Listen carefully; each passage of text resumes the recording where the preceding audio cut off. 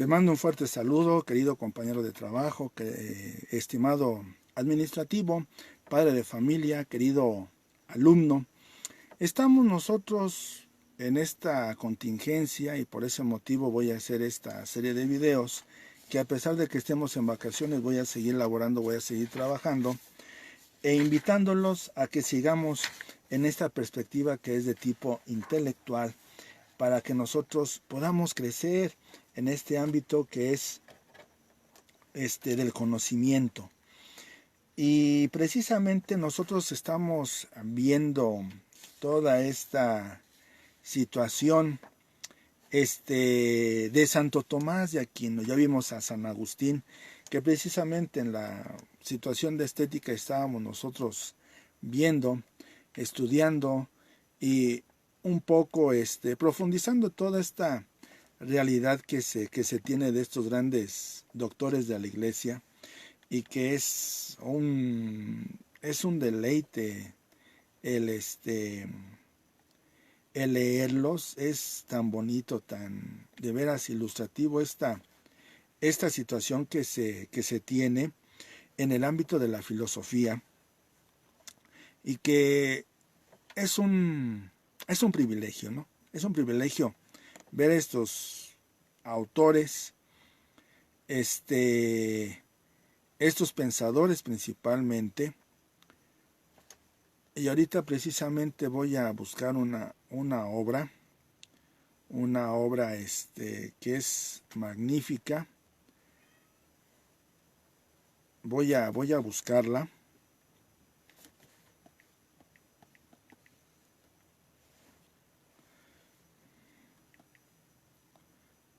Aquí está.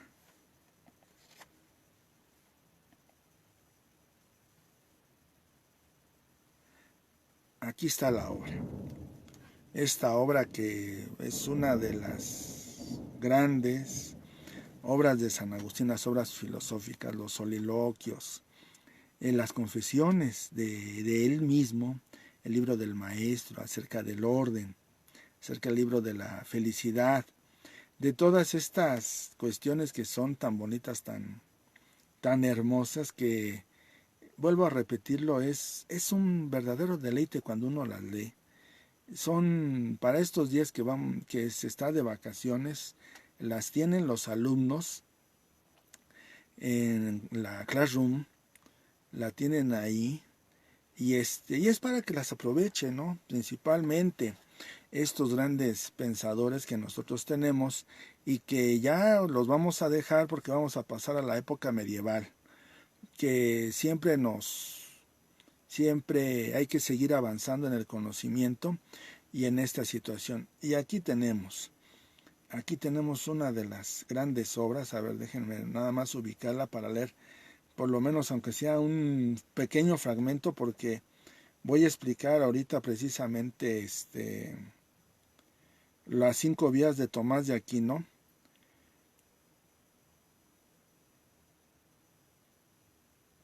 Voy a leer lo que ya había yo mencionado hace unos momentos, hace algunos días, que precisamente estuve un poco mal de la salud, y me voy a ir a la página 596.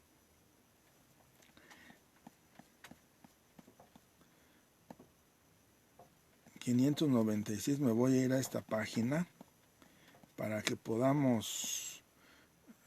yo leer un poquito acerca de este pensador. A ver si no me paso. Me pasé un poquito. Vamos a ver porque yo mencionaba y lo digo, no una y otra vez lo menciono. ¿Quién es el que ilumina? Pues es Dios. Es Dios. Y me voy. Cristo enseña dentro, fuera del hombre, advierte con palabras. Mas he aquí que yo admito y concedo que, cuando haya recibido en el oído las palabras aquel a quien son conocidas, puede saber que el que habla ha pensado en las cosas que las palabras significan. ¿Acaso por esto aprende, si ha dicho verdad, qué es lo que ahora buscamos? ¿Acaso pretenden los maestros que se conozcan y retengan sus pensamientos y no las disciplinas que piensan enseñar cuando hablan? Porque quien habla, porque ¿quién hay tan neciamente curioso que envía a su hijo a la escuela para que aprenda qué piensa el maestro?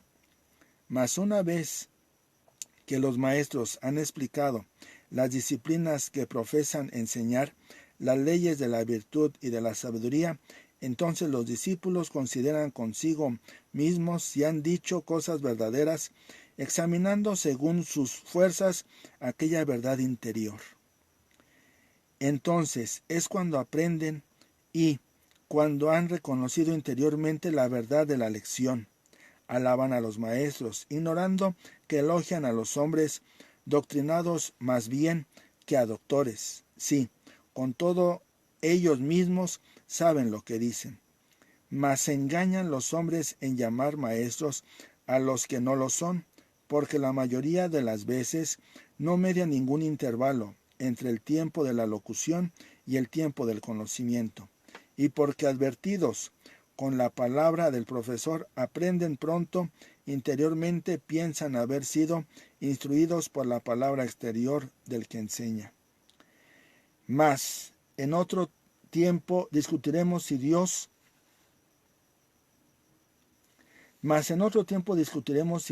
lo permitiere, en toda la utilidad de las palabras, que bien considerada no es pequeña, pues hoy le he advertido de no darles más importancia de la que conviene, para que no sólo no creamos, sino que comencemos a entender cuán verdaderamente está escrito por la autoridad divina, que no llamemos maestro nuestro a nadie en la tierra, puesto que el solo maestro de todos está en los cielos. Él es el que ilumina, Él es el que inspira a la persona a decir. Nosotros utilizamos palabras, buscamos significados, buscamos cómo manejarlas, cómo expresarlas, pero el que da ese conocimiento de las palabras es el maestro, y el único es Jesucristo, desde la perspectiva de Agustín de Hipona.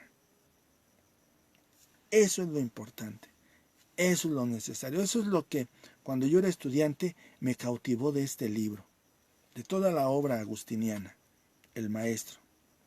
Me dejó cautivado completamente. Bien, no me detengo más en San Agustín de Hipona, y voy a hacer lectura acerca de esta obra magnífica que es la Suma Teológica de Tomás de Aquino. Y muchas veces se menciona, muchas veces se dice, ¿no? Son tautologías, son cuestiones que se repiten.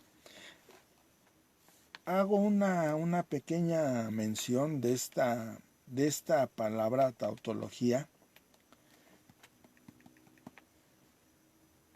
Y es de origen contemporáneo esta palabra, tautología.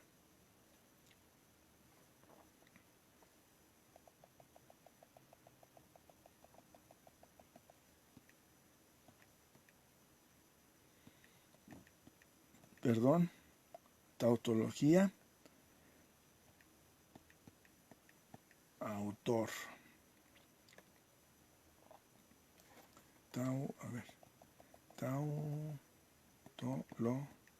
Tautología.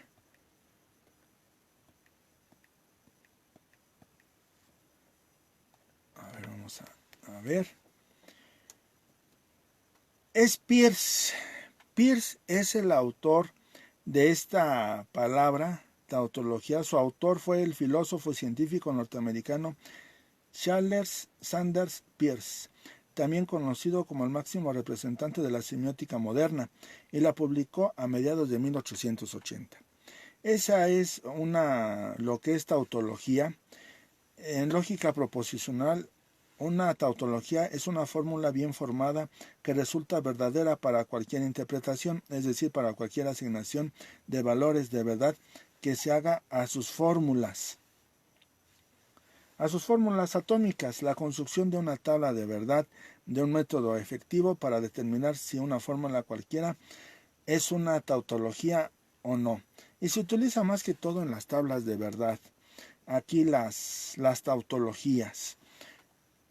Viene de la palabra autos, auté, o sea que es lo mismo, o sea lo mismo, es una, significa lo mismo, es autos, auté, autón, logos, estudio, tratado, estudio de lo mismo, eso sería una tautología, estudio de lo mismo.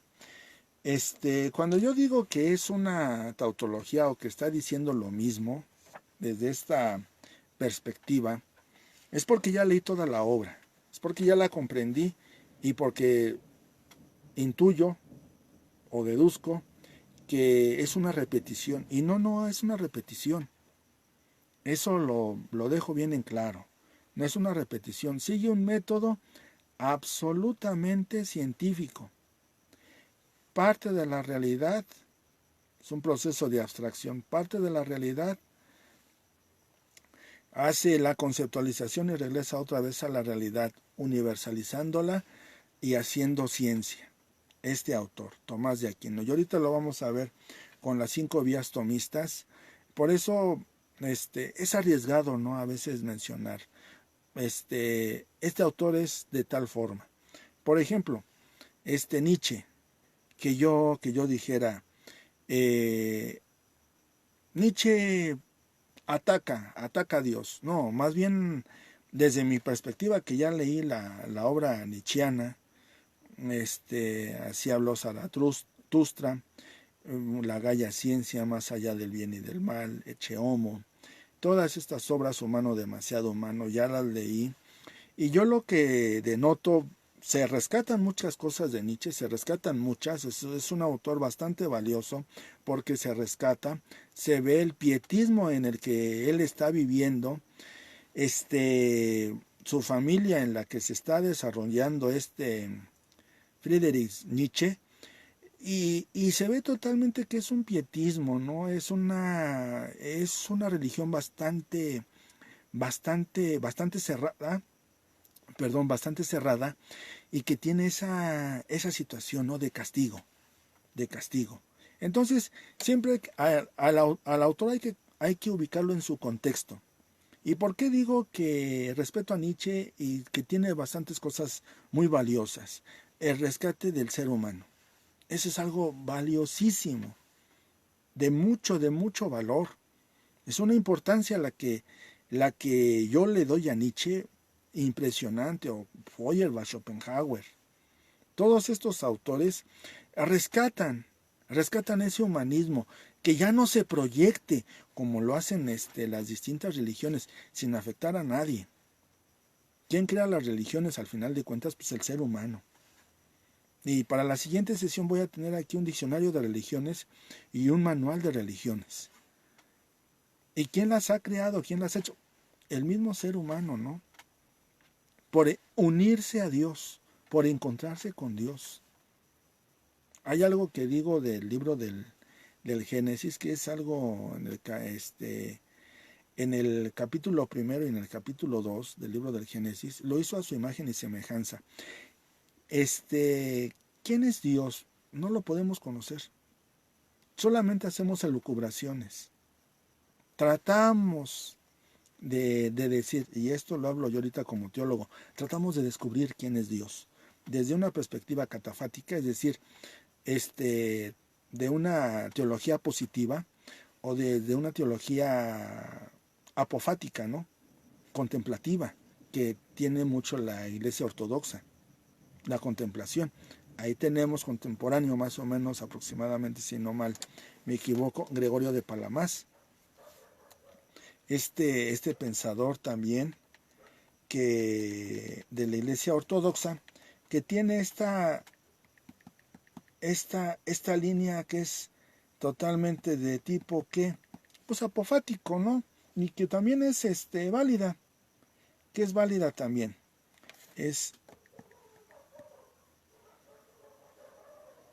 Déjenme ver.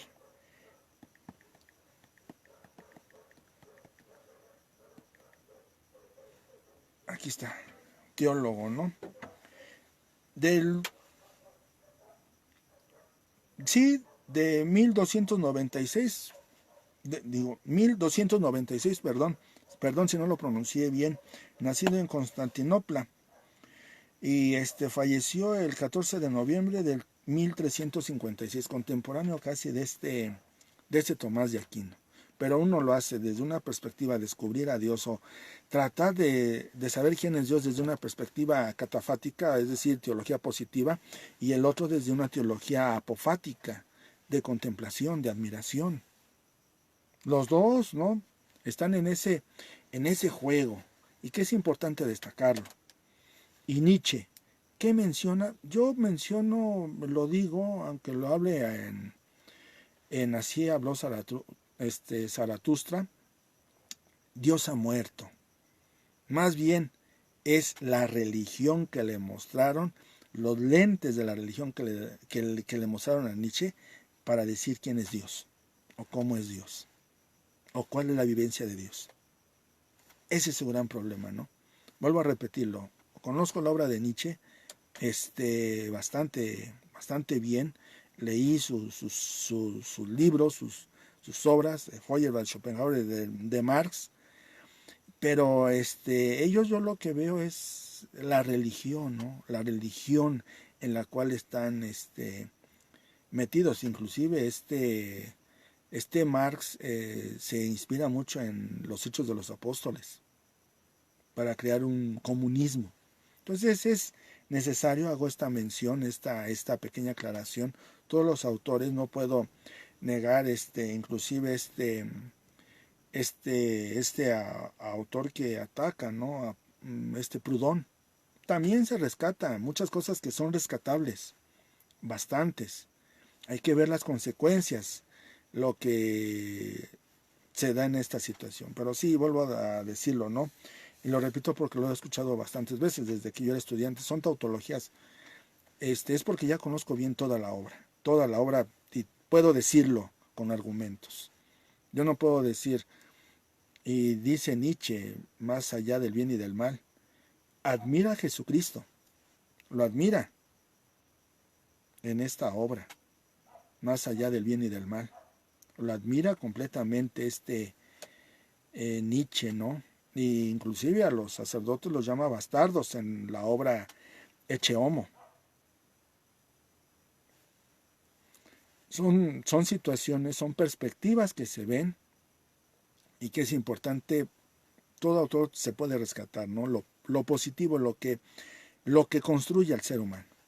Eso es necesario e indispensable. Y de ese autor se puede, no ha dicho la última palabra Tomás de Aquino, pero bastantes puntos los tiene bastante sólidos, ¿no?, bastante fuertes. Voy a comenzar, vuelvo a decirlo, Tomás de Aquino primero pone los problemas, las objeciones, pone la solución, pone la respuesta, la solución a cada una de las objeciones. Voy a comenzar con las 5 vías tomistas. Dice, objeciones por las que parece que Dios no existe. Ya se mencionaba ya desde ese tiempo, no, Nietzsche no es nuevo. Ya se mencionaba en eso, Dios no existe. De plano lo dice Tomás de Aquino, ¿no? Cuestión 2, artículo 3, ¿no? Dice, si uno de los contrarios es infinito, el otro queda totalmente anulado. Esto es lo que sucede con el nombre de Dios, al darle el significado de bien absoluto, pues si existiese Dios, no existiría ningún mal, pero el mal se da en el mundo, por lo tanto Dios no existe. Vuelvo a repetirlo, Tomás de Aquino es del siglo XII, XIII. Ya lo mencionó él, Dios no existe. Y Nietzsche es posterior, no, sí, unos buenos siglos después. Continuó, más aún, lo que encuentra su razón de ser en pocos principios no se busca en muchos. Parece que todo lo que existe en el mundo, y supuesto que Dios no existe, encuentra su razón de ser en otros principios, pues lo que es natural encuentra su principio en la naturaleza, lo que es intencionado lo encuentra en la razón y voluntad humanas. Así pues, no hay necesidad alguna de acudir a la existencia de Dios. Claro, yo así lo veo este principio como una perspectiva casi masónica. Parece que todo lo que existe en el mundo y supuesto que Dios no existe encuentra su razón de ser en otros principios. Principio más, o sea, no lo dice, pero está detrás, o sea, un principio masónico. Estas son las objeciones. Vamos a ver qué responde Tomás de Aquino. En cambio está lo que dice en el libro del Éxodo, capítulo 3, versículo 14. De la persona de Dios, yo existo. Yo existo. Así lo dice Tomás de Aquino. Claro, conciso. Yo existo. Yo soy. Solución la que da Tomás de Aquino. Hay que decir, la existencia de Dios puede ser probada de 5 maneras. Viene lo sensacional. Es a mí lo que me gusta, lo que me apasiona de este Tomás. Ordenado, estructurado, claro, conciso. La existencia de Dios puede ser demostrada de 5 maneras distintas. La primera y más clara es la que se deduce del movimiento. En el mundo veo yo movimiento. Las plantas crecen, los cielos se mueven, el mar se mueve. Las cosas son movidas por nosotros mismos. Nosotros nos movemos. Pues es cierto, y lo perciben los sentidos. Proceso de abstracción. Capto con los sentidos. Y todo lo que se mueve es movido por otro. De hecho, nada se mueve a no ser que en cuanto potencia esté orientado a aquello por lo que se mueve. Por su parte, quien mueve está en acto. Pues mover no es más que pasar de la potencia al acto. Por ejemplo, yo estoy en potencia de al rato cenar, desayunar, comer. Pero ya cuando esté comiendo estoy en acto. Hace ratito estaba en potencia de estar ahorita en acto, leyendo este texto. En este caso, y sigo, por su parte quien mueve está en acto. Pues yo estoy en acto, esto puede estar en potencia de estar aquí, ya está en acto. Puede estar en acto acá, pero ahorita está en potencia de estar acá. Pues mover no es más que pasar de la potencia al acto. La potencia no puede pasar a acto más que por quien está en acto. O sea, tiene que estar en acto, es decir, que tiene que ser real, tiene que estar en este momento. Eso es estar en acto. El fuego en acto caliente hace que la madera en potencia caliente pase a caliente en acto. Aquí está el fuego, aquí está la madera. La madera está fría, pero está en potencia de estar caliente. Cuando yo la acerco es cuando se calienta. Eso es lo maravilloso. De este modo, la mueve y cambia, pero no es posible que una cosa sea lo mismo simultáneamente en potencia y acto. Solo puede ser respecto a algo distinto. Ejemplo, lo que es caliente en acto no puede ser al mismo tiempo caliente en potencia. No, porque está en acto caliente. El fuego está en acto. Cuando está apagado, cuando no hay nada, está en potencia. Pero cuando prende, está en acto. Puede ser respecto a algo distinto. Ejemplo, lo que es caliente en acto no puede ser al mismo tiempo caliente en potencia. No, porque está en acto. Está en el momento. No puede ser al mismo tiempo caliente en potencia, pero sí puede ser en potencia frío. Cuando se apaga, se pone frío. Está en acto caliente, pero puede estar en potencia frío, o sea, puede llegar a ser frío. Cuando se apaga, pues, la madera, aquí está fría, está en potencia de ser caliente. Cuando yo la acerco, está en acto, está caliente en acto. Pero ahora, cuando yo puede estar en potencia fría, cuando yo la alejo, la pongo acá en algo frío, ya se pone fría. Es La situación es entender que pueden llegar a ser las cosas, pero eso que está en acto no puede llegar a ser más. Yo ahorita soy hombre. Yo no puedo llegar a hacer otra cosa porque ya soy hombre, estoy en acto como hombre. Pero sí puedo estoy en potencia de llegar a ser un anciano. Cuando ya sea anciano, ya estoy en acto. Lo que es caliente, y igualmente es imposible que algo mueva y sea movido al mismo tiempo, o que se mueva a sí mismo. Todo lo que se mueve necesita ser movido por otro. Pero si lo que es movido por otro se mueve, necesita ser movido por otro, y por otro hasta el infinito. Este proceder no se puede llevar indefinidamente, porque no se llegaría al primero que mueve, y así no habría motor alguno, pues los motores intermedios mueven más que por ser movidos por el primer motor. Ejemplo, un bastón no mueve nada si no es movido por la mano. Por lo tanto, es necesario llegar a aquel primer motor, o sea, aquel primer que está moviendo todo. ¿Y quién es el que mueve todo?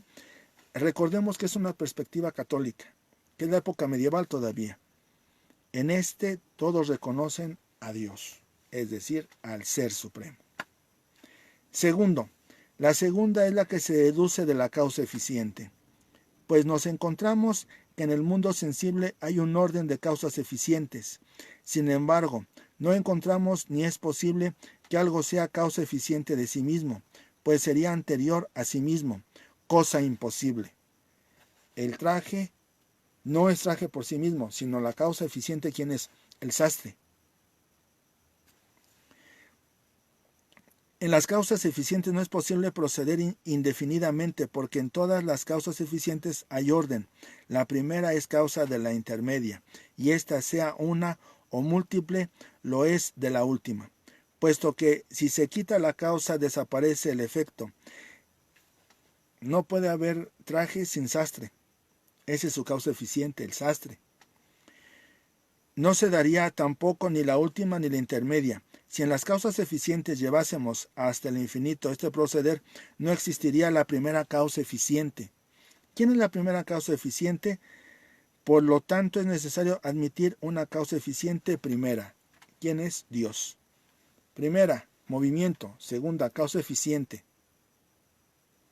Ese traje no puede ser posible sin el sastre. Y el sastre no puede ser posible sin la sastrería.